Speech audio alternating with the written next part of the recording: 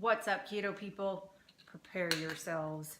Wholesome Yum did an amazing job on this recipe. This is keto carrot cake, and when I tell you I tasted it, I am shocked.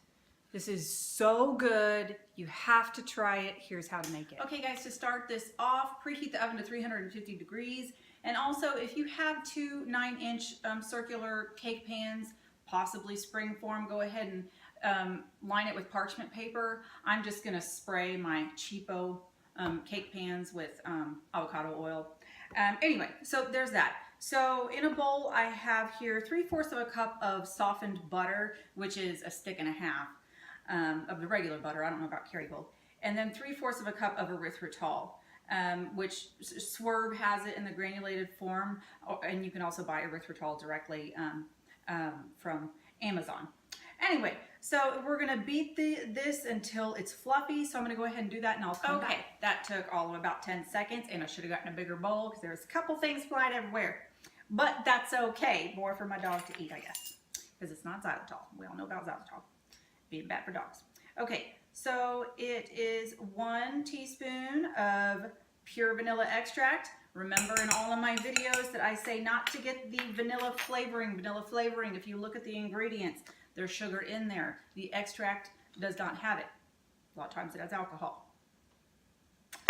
Okay, and then it's 4 eggs beaten one at a time. So I'm just gonna go ahead and do this. I won't have y'all hear that nastiness. So I'm gonna do that, repeat it again 3 more times. So it's 4 eggs and 1 teaspoon of vanilla. Okay guys, so you see it's all incorporated. And now for the dry ingredients, which is 2½ cups of almond flour. And I sifted this a little bit to make it a little bit finer. And to this, we're gonna add 2 teaspoons of baking powder. Now, if you recall, the baking powder does have an ingredient that is bad in it for strict keto. So if you're doing strict keto, go ahead and mix up a teaspoon of baking soda and 2 teaspoons of cream of tartar. Mix that together, and that will make some good baking powder. So use 2 teaspoons of that, and then 2 teaspoons of ground cinnamon and a 1/2 teaspoon of your pink salt. Okay, and so we're gonna put that in there, give this a stir. I love the smell of cinnamon. You know what I do like, which I think I might do also, find a recipe for a spice cake. I love spice cakes. So anyway, mix that up, and then we're just gonna stir it into the wet ingredients. So put the dry in with the wet, but I'm pretty sure y'all don't want me to watch, or don't want to watch that. So I'll be back once that's fully done. Okay guys, I had that all stirred up, so you see that that's what it looks like. And then this is 2 cups of shredded carrots that I bought like in a bag, but then I shredded it up a little bit more with the knife because they were long. And it says to stir these in. Now it also said it was 2½ cups of carrots. Now here's the thing, it's not that carrots aren't keto, it's just that they are really higher in carbs. You know, obviously the brighter the vegetable, the more, you know, sugary content that they will have in it. But you can't make carrot cake without carrots. So this is one of those things where if you really are trying to be super strict, do you want to do it? Do you not want to do it? I don't know, but I'm not going to say one way or the other. I'm strict and I'm doing it. So now that's all in. Now it says to fold in 1 cup of chopped almonds. Once again, I just bought the pieces. Who has time to chop? Did I say almonds? Pecans. So I just bought them pre-done, and you know, folding in is folding. So we're just gonna fold this in. Anyway, so I'm gonna fold in those pecans, and I will be right back. Okay guys, it's fully incorporated. Did I say avocado oil in that past thing? I meant coconut oil. I have coconut oil and avocado oil. Okay, so here's my little cheapo pans that I bought. Sprayed some coconut oil in them. Hopefully this will be good. I probably should do the parchment paper because that would be easier for them to pop out. Now I'm going to try to split this into two, and then I'm going to load them up in the pans. Pretty sure, once again, you don't want to watch me tediously do that, so I will split it in half and I will come right back. Okay guys, here's what it looks like complete. Hopefully I will not regret not putting the parchment paper in there, but it had these little circle thingies, so I said that's probably going to be a mess. Hopefully this will work out. I put plenty of coconut oil in there. Cross our fingers. If not, it probably still tastes good. So anyway, I'm going to go ahead and pop these in the oven for about 30 to 35 minutes.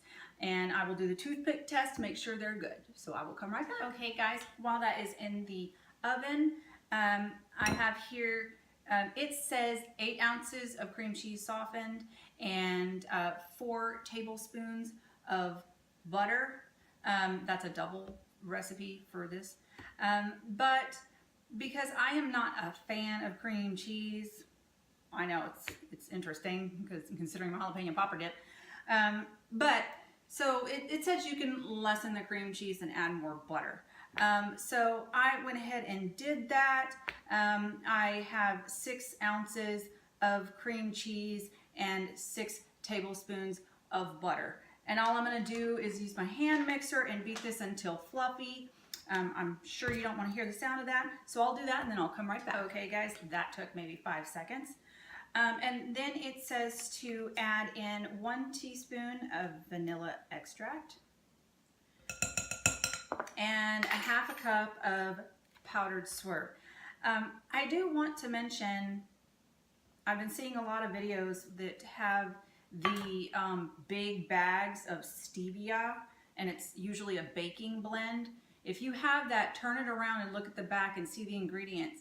If there's maltodextrin or some form of dextrose in there, if you're on strict keto, you throw that out immediately. And actually, I think just with any form of keto, maltodextrin is just so bad, but I've gotten into that before. So anyway, so it's a half a cup of powdered erythritol. If you don't have the Swerve and you have erythritol, you can, I think, use your food processor to get it powdered, or a coffee grinder if you have the granulated.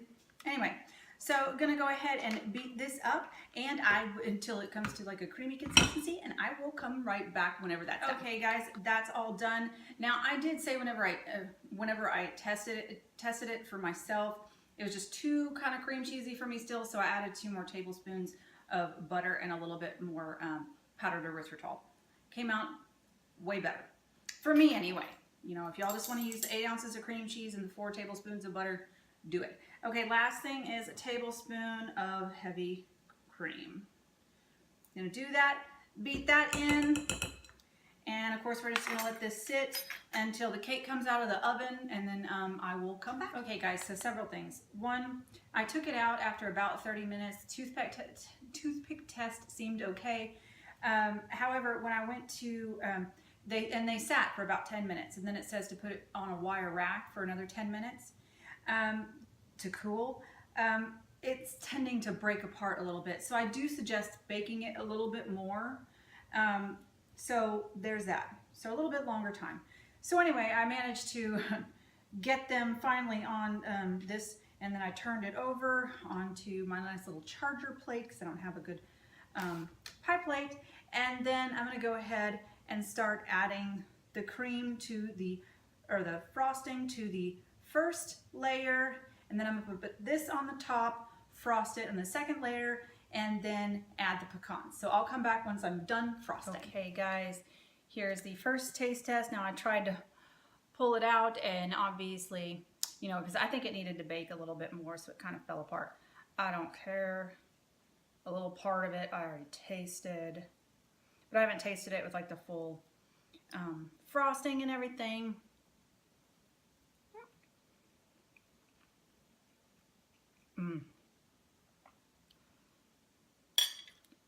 Oh, this is heaven. This is so good.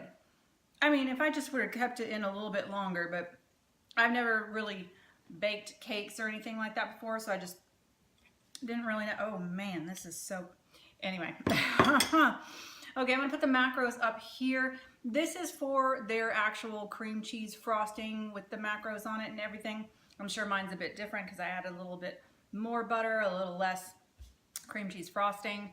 I think it's like a little around 5 net carbs, and that's for a 1/16 of a slice, y'all. So be mindful of that. You can't overdo the hugeness of a piece.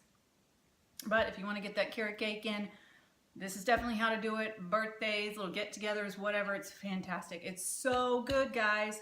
Okay, well, that's all the time I have. If you like this video, give it a thumbs up. Subscribe if you want to see more. And I will see you guys next time.